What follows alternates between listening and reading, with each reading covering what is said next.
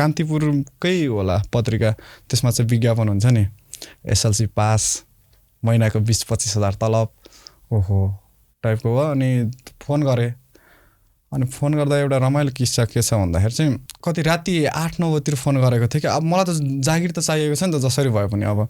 time कति बेला phone गर्ने त्यति बेला खासै उ पनि थिएन अहिले पो 10 to 5 होला भनेर गरिन्थ्यो होला फोन गर्ने अनि एकजना फिमेलले फोन उठाउनु भयो अनि मैले भने हेलो नमस्कार भने हैन आफैले हजुर नमस्कार भने कस्तो राम्रो आवाज आयो क्या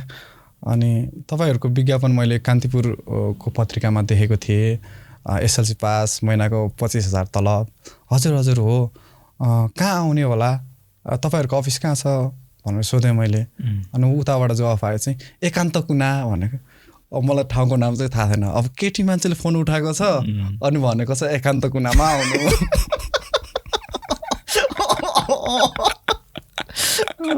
हैन अब